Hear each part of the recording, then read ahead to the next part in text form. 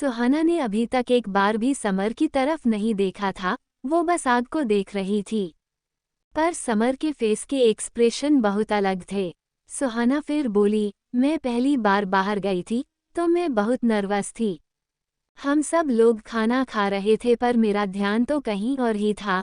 मैं वहाँ की डेकोरेशन, लाइट्स ये सब देखने में लगी थी। मुझे वो सब देख के बहुत अच्छा लग रहा था। तभी गलती से मेरे कपड़ों पर खाना गिर गया। अक्षत जीजू ने बोला जाओ अपने कपड़े क्लीन करके आओ। पर मेरी हिम्मत अकेले जाने की नहीं थी। दीदी मेरे साथ जाने के लिए खड़ी हुई तो अक्षत जीजू ने उनको मना कर दिया। उन्होंने बोला कि अब मैं किसी से नहीं डरती तो अकेले जा सकती हूँ। मैं हिम्मत करके अकेले वॉशरूम गई तो वहाँ पर वर्क इन प्रोग्रेस का बोर्ड लगा था। तभी एक वर्कर ने आके मुझसे बोला, मैम यहाँ एक बच्चे ने वोमिटिंग कर दी है तो वॉशरूम क्लीन किया जा रहा है, आप सेकंड फ्लोर के वॉशरूम को यूज़ कर लीजिए। मैं सेकंड फ्लोर पर चली गई। मैंने वॉशरूम में जाके अपने कपड़े क्लीन किए और वापस आने लगी। जब मैं लिफ्ट का वेट कर रही थी तो दूसरी लिफ्ट से एक लड़का बाहर आया। वो वहां से जा रहा था पर उसकी कार की गिर गई। मैंने उसको आवाज़ दी कि आपकी की गिर गई है। उसने पलट के मेरी तरफ देखा, तब तक मेरी लिफ्ट भी आ गई थी। मैं पीछे लिफ्ट में जाने के लिए पलटी तो वहां पर दो लड़के और खड़े थे। उन्होंने मुझसे बोला, तुम ही क्यों नहीं राज को की दे देती हो। मैं उनको देख के डर गई थी। मेरे हाथ पैर ठंडे पड़ने लगे थे। मुझसे कुछ बोलते नहीं बन रहा था। फिर उनमें से दूसरा वाला लड़का बोला, तुम इसी शहर में रहती हो, हमको तो पता ही नहीं था। तुम अभी तक हमारी नज़रों से बची कैसे। तभी वहां पर कुछ और लड़के आ गए। वो सब मुझे घूर रहे थे। पर जिस लड़के की थी उसने उन लड़कों कुछ इशारा किया तो सभी वहां से मुझे देख के स्माइल करके जाने लगे। जैसे ही वो मेरे सामने से हटे मैं तुरंत लिफ्ट में आई और नीचे आ गई। मैं सबके पास आई तो दीदी ने मुझसे पूछा कि इतना टाइम कहाँ लग गया। मुझे बोलने में प्रॉब्लम हो रही थी। शायद जीजू मुझे देख के समझ गए थे कि कुछ हुआ है। उन्होंने दीदी को समझाते हुए बोला कि पहली बार बाहर आई है इसलिए कुछ देखने लग गई होगी। तुम कितने सवाल करती हो। मेरा अब और वहां पर रुकने का मन नहीं था, इसलिए मैंने सबसे घर चलने को बोला तो सब मान गए और जल्दी ही घर आ गए। मैं अपने रूम में आई और फिर से रोने लगी। मुझे उन लोगों की नज़रें बर्दाश्त नहीं हो रही थी। ऐसा लग रहा था जैसे वो लोग अभी भी मुझे घूर रहे हैं। मैं एक दो दिन फिर घर से बाहर नहीं गई। फिर धीरे धीरे मैं नॉर्मल हो गई। मैंने स्कूल जाना शुरू किया।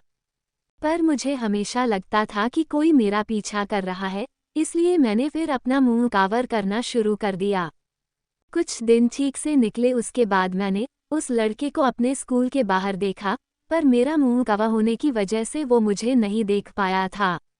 पर जब शाम को मैं डांस क्लास से वापस आ रही थी वो मेरे सामने आ गया। उसने मुझसे बोला, तुमको क्या लगा तुम मुंह छुपा लोगी तो मैं तुमको पहचान नहीं पाऊंगा। मैं लड़कियों को फेस से नहीं उनकी बॉडी से पहचानता हूँ। मुझे बहुत गुस्सा आ रही थी पर मेरे अंदर इतनी हिम्मत नहीं थी कि मैं उसको कोई जवाब दे सकूं। मैं वहां से जाने लगी पर उसने मेरा हाथ पकड़ लिया। पर तब तक दिव्या वहां आ गई थी। उसने मेरा हाथ छुड़ाया और उस लड़के को खूब सुनाया और मुझे वहां से ले गई। दिव्या मुझे घर ले आई और मुझसे पूछने लगी कि क्या मैं उस लड़के को जानती हूँ। मैंने उसको होटल में जो हुआ उसको सब बता दिया।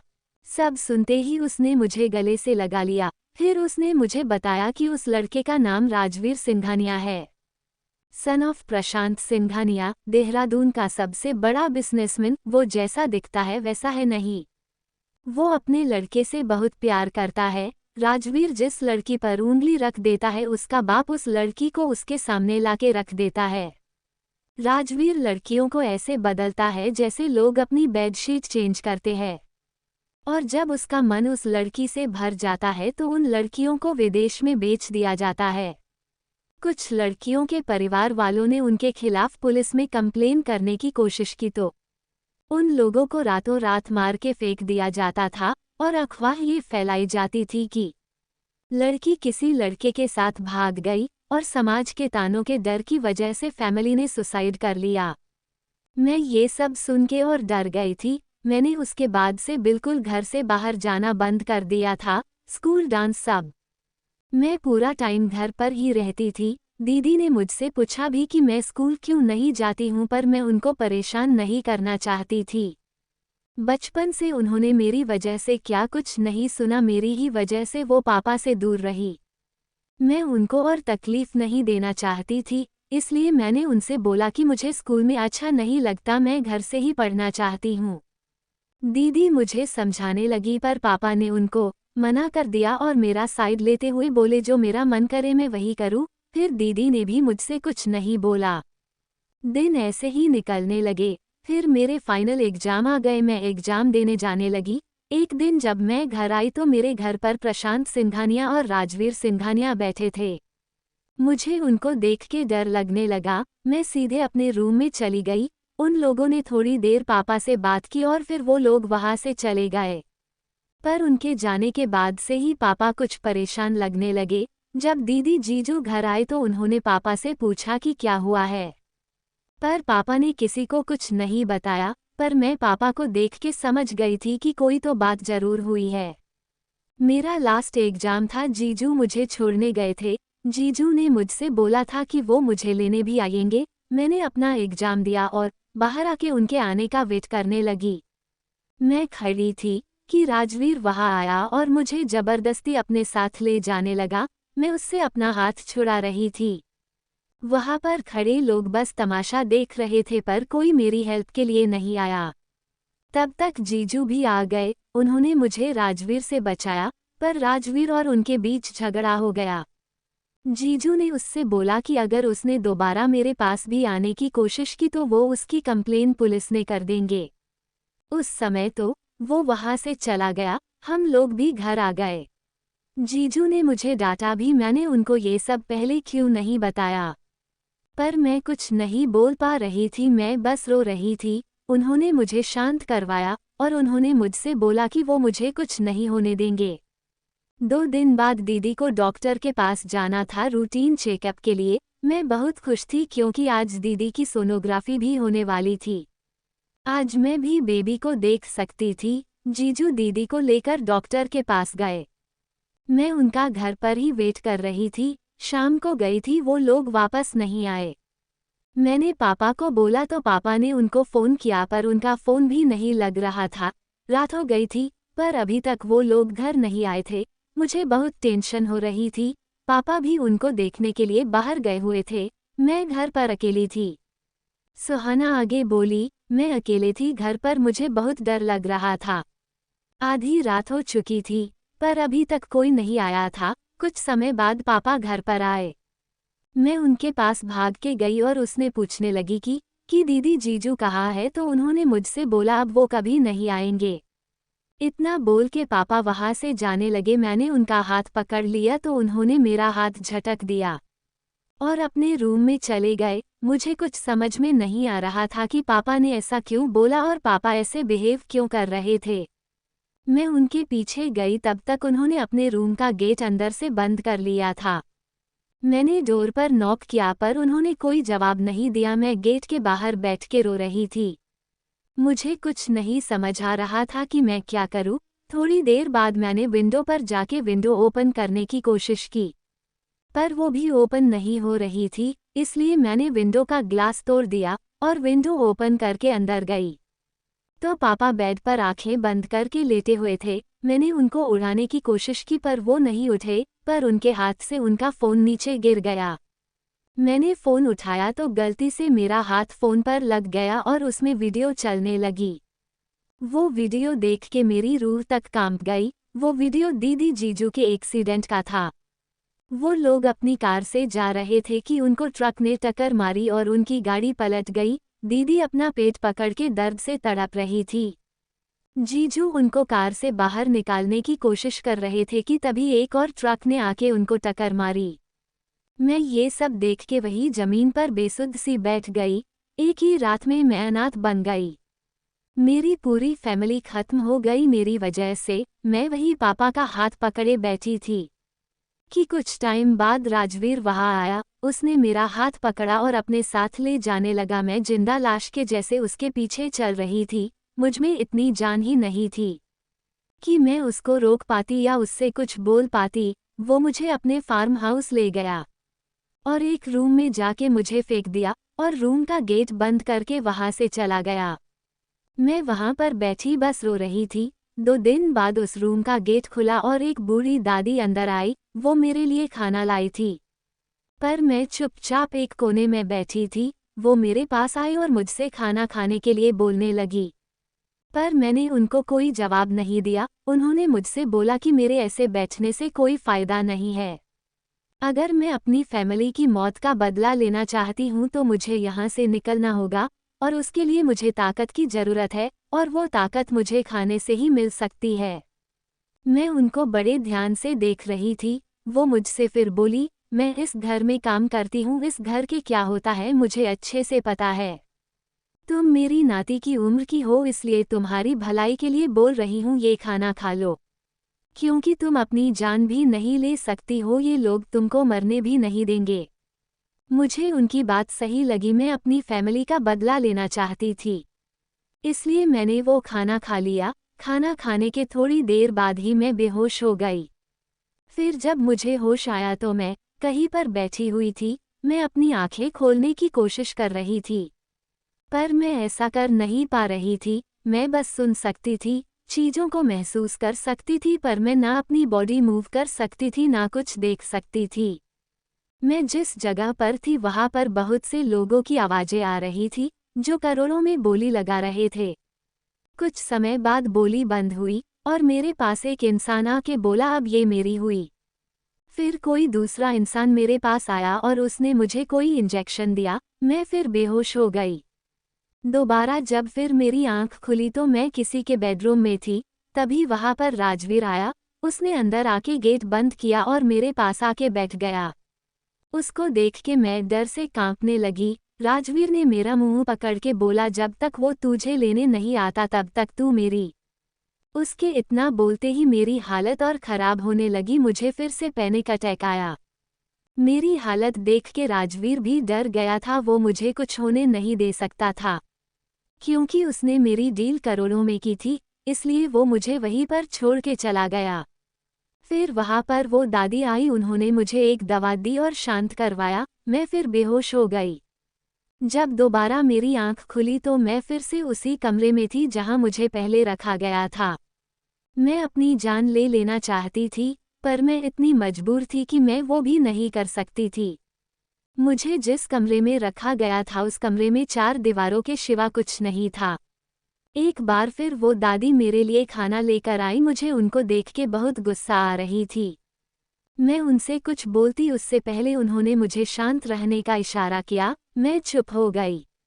वो मेरे पास आई, मुझे खाने की थाली पकड़ाने लगी। मैंने अपने हाथ पीछे कर लिए तो उन्होंने जबरदस्ती मेरे हाथ में वो थाली रखी। उस थाली के नीचे फ़ोन था। उन्होंने धीरे से बोला, मैं बाहर ही हूँ, मेरे पास बस 10 मिनट है। मैं जिसको फ़ोन करके मदद के लिए बुलाना चाहूँ बुला सकती हूँ। इतना बोल के वो वहाँ से बाहर चली गई। मैं उस फ़ोन को देख रही थी, क्योंकि मेरा तो कोई बचा ही नहीं था जिसको मैं मदद के लिए बुलाती। फिर मुझे दिव्या की याद आई। मैंने उसको कॉल किया। उसने जल्दी ही मेरा फ़ोन उठा लिया। मैंने उसको सब बता दिया। उसने मुझसे बोला, मैं परेशान ना हूँ, वो अभी जिंदा है मेरे लिए, वो मुझे बचा लेगी। वो दादी थोड़ी देर बाद अंदर आई और मुझे वो खाना खाने के लिए मना किया और वो फ़ोन लेकर चली गई। आधी रात को राजवीर मेरे कमरे में आया। मैं सो रही थी। उसने मेरे पास रखा खाना देखा जो मैंने खाया नहीं था।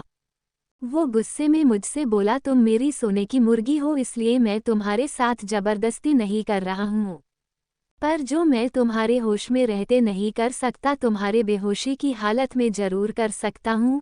मैं भी देखता हूँ तुम ये खाना कब तक नहीं खाती। वो गुस्से में वहाँ से चला गया। उसके जाते ही मैं जोर जोर से रोने लगी, पर मैं कुछ नहीं कर सकती थी, बस अपनी किस्मत पर रोने के सिवा। दूसरे दिन फिर वो दादी मेरे पास आई खाना और फ़ोन लेकर। मैंने फिर दिव्या को फ़ोन किया तो उसने मुझे बताया कि वो मेरी मदद के लिए पुलिस के पास गई थी। पर पुलिस ने उल्टा उसको ही धमकाने की कोशिश की। पुलिस ने बोला कि इतने अच्छे आदमी पर ऐसा घटिया इल्जाम लगाने के लिए कितने पैसे लिए हैं? तुम जैसी लड़कियां बस पैसे के लिए किसी का भी नाम खराब करती हो। उन्होंने दिव्या से सबूत मांगा। दिव्या को पता चल चुका था कि पुलिस भी हमारी कोई मदद नहीं करेगी क्योंकि हमारे पास कोई सबूत नहीं था। इसलिए दिव्या ने एक प्लान बनाया मुझे वहां से निकालने का। जैसा दिव्या ने बोला मैंने वैसा ही किया। मैंने आज भी खाना नहीं खाया। आज रात को भी राजवीर मेरे कमरे में आया, पर इस बार मैं सो नहीं रही थी। मैं बैठी हुई थी, वो मुझे हैरानी से देख रहा था। मैंने उससे बोला जो तुम चाहते हो मैं उसके लिए रेडी हूँ। उसको मेरी बात पर विश्वास नहीं हो रहा था। मैंने उसको अपनी बात पर विश्वास दिलाते हुए बोला, मेरे पास कोई और ऑप्शन नहीं है, तो मैं अगर प्यार से मान गई तो इसमें मेरा ही फायदा होगा, मुझे तकलीफ कम होगी। उसको मेरी बात पर विश्वास हो गया और वो मुझे रूम में ले गया, पर वो इतना भी पागल नहीं था कि इतनी आसानी से मेरी बात पर विश्वास कर लेता। वो मुझे ऐसे रूम में लेकर आया था, वहाँ कोई विंडो नहीं थी जहाँ से मैं भाग सकूं। और उसने रूम में बाहर कुछ लोग खड़े कर रखे थे। उन लोगों ने रूम को बाहर से बंद कर दिया था, जिससे अगर मैं भागने की कोशिश भी करूं तो भी भाग ना पाऊं। राजवीर मेरे पास आ रहा था। मेरी हालत फिर खराब होने लगी, पर इस बार मैंने अपने ऊपर काबू पा लिया था। मैंने उससे टीवी ऑन करने को बोला। उसने मुझसे बोला क्या बात है, तुम तो सच में पूरी तरह रेडी हो। मुझे उसके ऊपर बहुत गुस्सा आ रहा था, पर मैं सही समय का वेट कर रही थी। उसने टीवी ऑन किया तो मैंने उसकी आवाज़ तेज कर दी। वो मुझे लालच भरी नज़रों से देख रहा था। टीवी की आवाज़ सुन के बाहर खड़े लोगों को लगा कि अंदर कुछ हो रहा है और वो लोग वहां से चले गए। राजवीर मेरे पास आता उससे पहले मैं उसके पास जाने लगी। वो खुशी से मुझे देख रहा था। मैंने उसका हाथ पकड़ा और बेड के पास लगे मिरर के सामने ले गई। वो मुझे देखने लगा। वो मुझसे कुछ बोलने वाला था, पर उससे पहले ही मैंने उसका सिर मिरर पर दे मारा। मिरर टूट गया, उसके सिर से खून निकल रहा था। वो मुझे मारने के लिए आगे आया, पर उससे पहले मैंने कांच का टुकड़ा उठा के उसके सीने पर मार दिया। मैंने उसको तब तक मारा जब तक उसकी सांसें नहीं रुक गई। मुझे अपनी दीदी का दर्द से तड़पना याद आ रहा था। मैं उसके साथ प्रशांत सिंघानिया को भी मार देना चाहती थी, पर मैं उस समय ऐसा नहीं कर सकती थी। मैं बस उसको मौत नहीं देना चाहती थी, मैं उसकी हर एक चीज़ छीन लेना चाहती थी, जैसे उसने मेरी हर एक चीज़ छीन ली। पर अभी मेरे दिमाग में बस ये चल रहा था कि मैं बाहर कैसे निकलूंगी। अगर कोई रूम में आया तो मुझे मार देगा, और मैं अभी मरना नहीं चाहती थी। मैं सोच ही रही थी कि उस रूम का गेट खुला, वो दादी अंदर आई। वो मुझे हैरानी से देख रही थी। उनको लगा नहीं था कि मैं राजवीर को मार दूंगी। उन्होंने मुझसे बोला कि कोई यहाँ आए उससे पहले तुम यहाँ से भाग जाओ, बड़े मालिक अभी यहाँ नहीं है। उन्होंने मुझे कुछ पैसे दिए और घर के पीछे वाले गेट से मुझे भागा दिया। मेरे जाते ही वो गेट उन्होंने दोबारा से बंद कर दिया। बाहर दिव्या पहले से ही मेरा वेट कर रही थी। उसने मुझसे पूछा कि मैंने उसको कहीं जिंदा तो नहीं छोड़ा, तो मैंने अपना सिर ना में हिला दिया। उसने मुझे लगे से लगाया, पर शायद मेरी किस्मत इतनी अच्छी नहीं थी। उन लोगों ने मुझे देख लिया। दिव्या ने जल्दी से अपना स्टॉल मुझे दिया और मेरा स्टॉल खुद ले लिया। वो स्कूटी से थी। उसने मुझे वहां से जाने को बोला। मैं उसको अकेला छोड़ के जाना नहीं चाहती थी, पर उसने मुझसे बोला कि वो लोग तुम्हें ढूंढेंगे, जब तक वो मेरे पीछे आएंगे मैं यहाँ से भाग जाओ।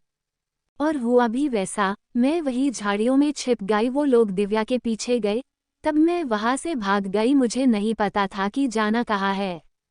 मैंने स्टॉल से अपना मुंह छुपा लिया और स्टेशन आ गई, पर वो लोग पहले से ही वहां पर मुझे ढूंढ रहे थे।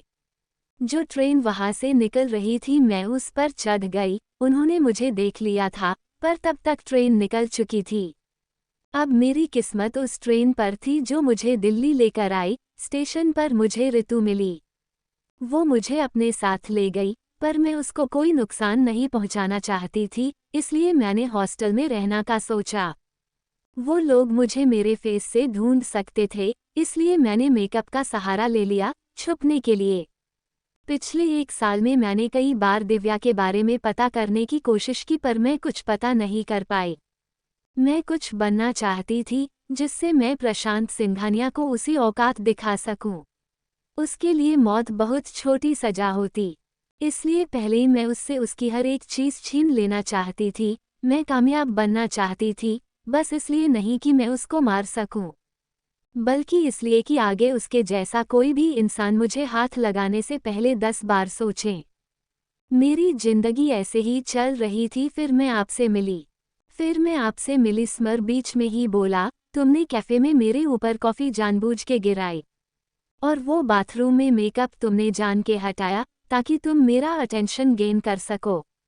सुहाना तुरंत समर की तरफ देखती है। समर की आंखें गुस्से से लाल थी। सुहाना समर को ऐसे देख के डर जाती है।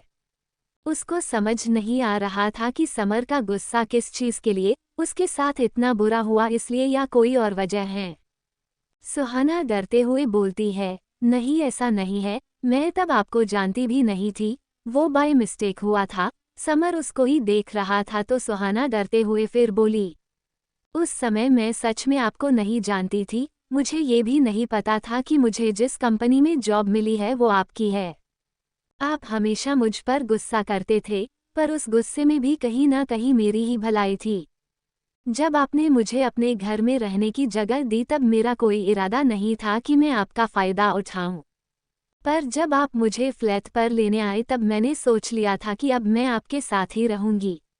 आप रोज रात को मेरे रूम में आते थे, मैं ये भी जानती थी। मैं इतना तो समझ चुकी थी कि आप मुझे पसंद करते हो। समर फिर सुहाना को रोकते हुए बोला, इसलिए तुमने सोचा कि क्यों ना तुम मेरी फीलिंग्स के साथ खेलो। सुहाना की आंखों में आंसू आ जाते हैं। वो अपना हाथ समर के हाथ पर रखते हुए अपना सिर नामे हिलाने लगती है। समर अपना हाथ उसके हाथ से छुड़ा लेता है और बोलता है, तुम मेरे साथ बस इसलिए थी क्योंकि तुमको पता चल गया था कि वो लोग तुमको ढूंढते हुए दिल्ली तक आ चुके हैं, और जब तक तुम्हारा पासपोर्ट नहीं आ जाता तुमको छुपने के लिए कोई सेफ जगह चाहिए थी। और जैसे ही तुम्हारा पासपोर्ट आता तुम मुझे और ये देश छोड़ के चली जाती। सुहाना अपनी नज़रें नीचे कर लेती है क्योंकि समर ने जो बोला था वो सच था। समर वहाँ से उठता है और जाने लगता है। सुहाना उसको रोकना चाहती थी, पर उसकी हिम्मत नहीं हुई समर को रोकने की। वो बस अपनी आंखों में आंसू लिए समर को जाता हुआ देख रही थी। समर के जाते ही सुहाना अपना मुंह अपने घुटनों में छुपा के रोने लगती है। उसने जैसा सोचा था वैसा ही हुआ। समर ने सच जानने के बाद उसको छोड़ दिया। वो थोड़ी देर वहीं पर बैठ के रोती है, फिर अपने आंसू पोंछ के ड्राइवर के पास जाती है और उससे बोलती है कि मुझे आश्रम जाना है। ड्राइवर टाइम देखता है तो इस टाइम सुबह के 3 बज रहे थे। वो एक बार सुहाना को देखता है जिसकी आंखें सूजी हुई थी। वो सुहाना से कुछ बोलना तो चाहता था पर वो कुछ नहीं बोलता है और उसको आश्रम लेकर चला जाता है। सुहाना कार में पूरे टाइम अपने आंसू रोकने की कोशिश कर रही थी। थोड़ी देर में वो आश्रम पहुंच जाती है। आश्रम में बहुत सन्नाटा था। वो सीधे दिव्या के रूम में जाती है। उस टाइम दिव्या सो रही थी। सुहाना तुरंत दिव्या के गले लग जाती है जाके और रोने लगती है। दिव्या चौंक के उठती है और अपने पास सुहाना को ऐसे रोते हुए देख के डर जाती है। दिव्या सुहाना से पूछती है, क्या हुआ, तुमको ऐसे क्यों रो रही हो? पर सुहाना कुछ बोल नहीं रही थी, वो बस रोने में लगी थी। दिव्या सुहाना को शांत कराती है और उसको पानी पीने को देती है। सुहाना थोड़ी देर में चुप हो जाती है तो दिव्या उससे फिर पूछती है, क्या हुआ है? तो सुहाना बोलती है, तुम मेरे साथ चलो, अब हम लोग यहाँ नहीं रहेंगे। दिव्या सुहाना को हैरानी से देखने लगती है और उससे बोलती है, हुआ क्या है, तुम बताओगी?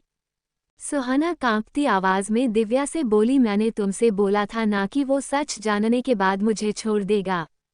दिव्या सुहाना को अपने गले से लगा लेती है तो सुहाना उससे बोलती है, तुम मिल गई मुझे और कुछ नहीं चाहिए। दिव्या उसको अपने आप से दूर करती है और सुहाना को समझाते हुए बोली, तुम जल्दबाजी में कोई भी फैसला मत लो, एक बार शांति से सोच लो। सुहाना, मैंने सोच लिया है, मैं अब और यहाँ नहीं रहना चाहती।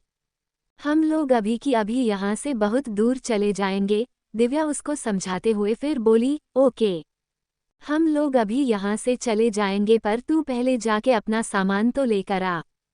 तब तक मैं डॉक्टर से अपनी दवा का पूछ लेती हूँ। सुहाना, नहीं अब मैं वहाँ वापस नहीं जाऊंगी। दिव्या फिर बोली, अगर तुझे यहाँ से जाना ही था तो तू पहले ही अपना सामान साथ में क्यों नहीं लाई? बिना सामान के तू क्या करेंगी, जा पहले अपना सामान लेकर आ। सुहाना का मन नहीं था उस बंगले में वापस जाने का, पर दिव्या के फोर्स करने पर वो बंगले पर जाने के लिए रेडी हो जाती है। दिव्या सुहाना को जाते हुए देख के बोलती है, मुझे पता है तू बहुत हॉट हुई है, मैं तुझे वहाँ भेजना तो नहीं चाहती थी पर शायद समर तुझे रोक ले। तुम्हारी लाइफ में पहली बार समर की वजह से खुशियाँ आई हैं, मैं नहीं चाहती कि तुम उससे दूर हो जाओ।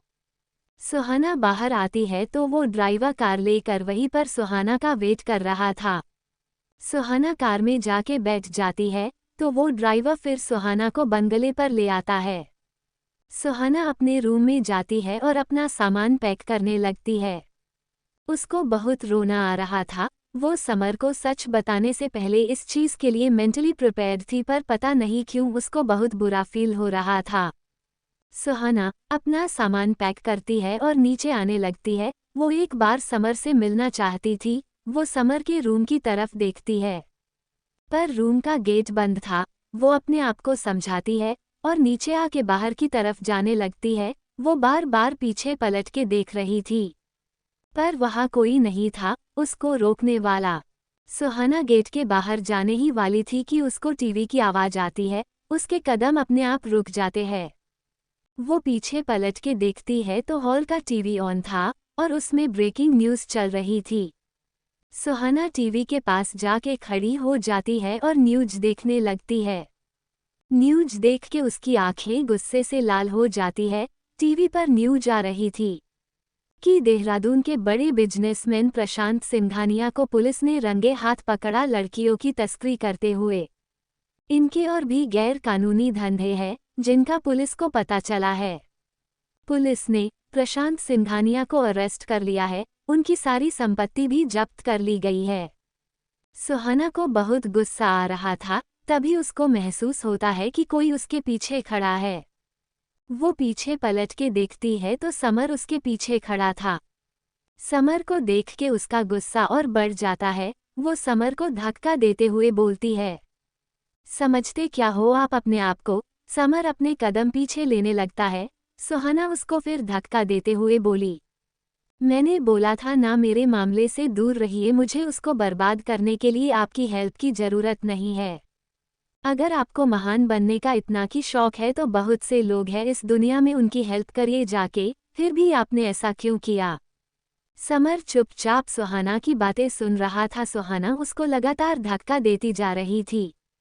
समर एक वॉल से जाके टकरा जाता है। अब उसके पास पीछे जाने के लिए जगह नहीं बची थी, इसलिए वो सुहाना के हाथ पकड़ता है और उसको वॉल से लगा देता है। सुहाना अभी भी समर के ऊपर चिल्लाने में लगी थी। समर उसको चुप कराने के लिए उसको किस करने लगता है। समर के किस करने पर सुहाना शांति से खड़ी हो जाती है, पर जब उसको सांस लेने में प्रॉब्लम होने लगती है तो वो समर को फिर से धक्का देना शुरू कर देती है। समर उसको छोड़ देता है तो सुहाना उसको गुस्से भरी नज़रों से देखने लगती है। समर उससे बोलता है, ऐसे क्यों घूर रही हो? तुम चुप ही नहीं हो रही थी तो मैं क्या करता? सुहाना अभी भी समर को घूर रही थी तो समर उससे बोलता है, मुझे महान बनने का शौक नहीं है, तुमको पता भी है उसके पास से कितनी लड़कियां मिली है। 100 से भी ज़्यादा। तुम जब तक उसको मारती तब तक वो उन लड़कियों को बेच चुका होता, और जो ये गुस्सा तुम मुझ पर दिखा रही हो ना, उसका यूज़ कहीं और करो, समझी? अगर कुछ करना चाहती हो ना तो उन लड़कियों के लिए करो जिनके परिवार वालों ने उनको वापस घर में लेने से मना कर दिया। उनके लिए एक अलग एनजीओ ओपन किया जा रहा, तुम चाहो तो वो ज्वाइन कर सकती हो। सुहाना आंखों में आंसू लिए समर को देख रही थी। समर उसको देख के बोला, अब रो क्यों रही हो? वैसे तुम मुझे बिना बताए कहाँ जा रही थी? सुहाना समर को और हैरानी से देखने लगती है। समर उससे बोलता है, बोलोगी कुछ, कहाँ जा रही थी? सुहाना समर के गले लग जाती है। समर भी उसको पीछे से पकड़ लेता है और उससे बोलता है, तुम मुझे छोड़ के जाने के सोच रही थी क्या? सुहाना समर के गले लगे ही बोली, आप ऐसे गुस्सा होकर चले गए थे तो? समर सुहाना से बोलता है, तो तुम मुझे छोड़ के चली जाओगी? सुहाना, पर आप गुस्सा थे मुझसे। समर उसको रोकते हुए बोला, मैं तुमसे गुस्सा नहीं था, मुझे अपने आप पे गुस्सा आ रहा था, तुम इतनी तकलीफ में थी, मैं कभी समझ ही नहीं पाया। सुहाना समर की बात सुन के उसको और कस के पकड़ लेती है। समर उससे बोलता है, तुम जब चाहो मेरा फायदा उठा सकती हो, पर कभी मुझसे दूर जाने की मत सोचना। सुहाना अपना सिर हाँ में हिला देती है। उसको आज बहुत अच्छा फील हो रहा था। आज उसको सब कुछ मिल गया था। उसने कभी नहीं सोचा था कि उसकी लाइफ में भी कभी ये दिन आ सकता है। समर और सुहाना एक दूसरे के गले लगे हुए थे कि उनको किसी के खांसने की आवाज आती है। सुहाना तुरंत समर को छोड़ देती है और समर से दूर हो जाती है। सुहाना सामने देखती है तो सारा सामने खड़ी उन दोनों को ही देख रही थी। सारा उन दोनों को देखते हुए बोली, वैसे मुझे भी मॉर्निंग हग चाहिए, कोई मुझे भी हग देगा क्या? सुहाना को अजीब फील हो रहा था। वो सारा से बोली, मैं अभी आती हूँ, मुझे थोड़ा काम है। सुहाना इतना बोल के अपने रूम की तरफ चली जाती है। सारा समर से बोलती है, आप ही दे दो। समर उसके कान पकड़ते हुए बोला, तुमको मॉर्निंग हग चाहिए? सारा, हाँ बिल्कुल, क्यों, अब आप मुझसे प्यार नहीं करते हो क्या? अच्छा जी, अब भाभी मिल गई तो क्या आपका प्यार मेरे लिए कम हो गया? सारा की बात सुन के समर सारा का कान छोड़ देता है और उसको हग करते हुए बोलता है, तुम मेरी जान हो, तुम्हारी जगह कोई नहीं ले सकता। सारा समर को हग करते हुए बोली, पता है भाई। सारा समर से दूर होती है और बोलती है, पर मैं आपके लिए बहुत खुश हूँ। आप अब अपनी लाइफ में आगे बढ़ रहे हो। समर उसके गाल पर हाथ रख देता है तो सारा उससे बोलती है, ऐसे प्यार दिखाने से कुछ नहीं होने वाला। आज तो मैं आपके हाथ की कॉफ़ी पीने वाली हूँ, जैसे आप बचपन में मुझे बना के देते थे।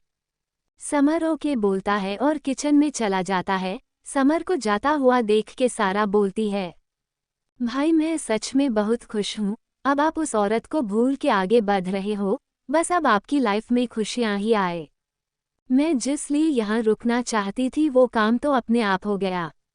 अब मैं भी यहाँ से चली जाऊंगी। सारा सोफे पर बैठ के मैगजीन पढ़ने लगती है। थोड़ी देर में समर उसके लिए कॉफ़ी लेकर आता है। सारा कॉफ़ी लेते हुए बोलती है, क्या बात है भाई, आप अभी तक कॉफ़ी बनाना नहीं भूले? आज भी वही स्मेल आ रही है। आज तो मेरा दिन बन गया। समर उसको देख बोलता है, ज़्यादा तारीफ करने की ज़रूरत नहीं है। ये लास्ट थी, इसके बाद में तुम्हें कॉफ़ी बना के नहीं देने वाला हूँ। अब तुम बड़ी हो गई हो, तुम खुद बना सकती हो। सारा कॉफ़ी का सिप लेते हुए बोली, पर आपके हाथ वाला टेस्ट नहीं आएगा ना? समर स्माइल कर देता है तो सारा उससे बोलती है, अरे मैं अपना फ़ोन तो रूम में ही भूल गई, मैं अभी आती हूँ, आज जॉनसन आने वाला है। इतना बोल के सारा अपने रूम में चली जाती है। समर कॉफ़ी का दूसरा कप लेकर सुहाना के रूम में जाता है। जब समर सुहाना के रूम में पहुंचता है तो सुहाना उस टाइम बाथरूम में थी। समर वही सोफे पर जाके बैठ जाता है। समर सोफे पर बैठकर सुहाना के बाथरूम से बाहर आने का वेट करने लगता है, पर सुहाना को बहुत टाइम हो गया था, वो अभी तक बाहर ही नहीं आई थी। समर उसको देखने के लिए उठाता है कि तभी बाथरूम का गेट ओपन होता है और सुहाना बाहर आती है। सुहाना ने इस टाइम बस टॉवल पहना हुआ था। समर सुहाना को ही देख रहा था, पर सुहाना बाथरूम के बाहर खड़ी होकर कुछ सोच रही थी। उसने अभी तक समर को नहीं देखा था। जब समर सुहाना को वहीं पर खड़ा हुआ देखता है तो समर उसके पास जाता है और सुहाना के बिल्कुल करीब जाके खड़ा हो जाता है।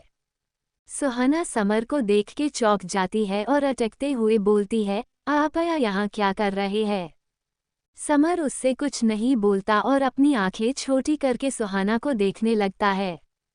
समर को देख के सुहाना अपने मन में बोली, ये ऐसे क्यों देख रहे हैं, अब मैंने क्या किया? समर सुहाना के कान के पास जाके बोलता है, तुम मुझे सिड्यूस करने की कोशिश कर रही हो। समर के इतने पास आने से सुहाना की धड़कनें तेज हो गई थी। सुहाना अपनी टॉवल को कस के पकड़ लेती है और जल्दी से अपना सिर ना में हिलाने लगती है। समर अपने लिप्स उसकी नेक पर रखते हुए बोला, तो फिर तुम अभी क्या कर रही हो? सुहाना की तो बोलती ही बंद थी। वो हकलाते हुए बोली, वो मेरा बैग नीचे हॉल में ही रह गया। समर उसकी कमर पर हाथ रखते हुए बोला, तुम मुझे छोड़ के जा रही थी ना? उसकी पनिशमेंट तो तुमको मिलनी ही चाहिए है ना? सुहाना को समझ नहीं आता समर क्या कहने की कोशिश कर रहा है। सुहाना जब तक कुछ समझ पाती तब तक समर ने उसको गले से लगा लेता है और उसकी नेक पर किस करना स्टार्ट कर देता है। सुहाना की धड़कनें रोलर कोस्टर के जैसे चल रही थी। समर भी उसकी धड़कनों को साफ सुन सकता था। समर उसके कान पर बाइट करता है तो सुहाना अपनी आंखें बंद कर लेती है। तभी समर का फोन बजता है। समर एक बार फोन को इग्नोर करता है, पर फोन बार बार बजे जा रहा था इसलिए वो सुहाना से दूर होता है। सुहाना ने अभी भी अपनी आंखें बंद की हुई थी। सुहाना को देख के समर के फेस पर स्माइल आ जाती है और वो सुहाना के बाल कान के पीछे करते हुए बोलता है, तुम्हारा बैग वो रखा है, जल्दी से रेडी होकर नीचे आओ। ओके। सुहाना अपनी आंखें खोल देती है तो समर उसको लिप्स पर एक सॉफ्ट किस करता है और रूम से बाहर चला जाता है। सुहाना थोड़ी देर वही बुत बनी खड़ी रहती है, फिर उसके भी फेस पर एक स्माइल आ जाती है और वो अपने कपड़े बैग से निकाल के बाथरूम में चली जाती है। समर रूम से बाहर आके अपना फ़ोन देखता है तो उसमें पहले राहुल की कॉल्स लगी थी, फिर ऋषभ की। वो पहले ऋषभ को कॉल करता है, उसको लग रहा था कहीं दिव्या को कुछ हुआ तो नहीं, इसलिए उसने पहले ऋषभ को कॉल करना सही समझा। ऋषभ जल्दी ही फ़ोन उठा लेता है तो समर उससे बोलता है, क्या हुआ? इतनी कॉल्स, एनी प्रॉब्लम? तो ऋषभ उससे बोलता है, हाँ राहुल तुझे फ़ोन कर रहा था पर तू उसका फ़ोन उठा नहीं रहा था इसलिए उसने मुझे फ़ोन किया। Summer, okay. ऋषभ, तू अभी आश्रम आ रहा है क्या? समर, नहीं अभी तो सारा का दोस्त आ रहा है तो अभी आश्रम आना पॉसिबल नहीं है। समर की बात सुन के ऋषभ को अपने अंदर दर्द सा महसूस होता है, पर वो नॉर्मल होते हुए बोलता है, अच्छा तो फिर हम लोग इस बारे में बाद में बात कर लेंगे।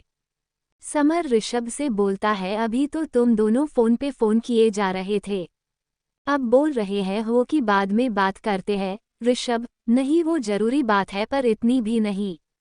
समर, तो तू एक काम कर, यहीं पर आ जा, यहीं पर बात कर लेंगे।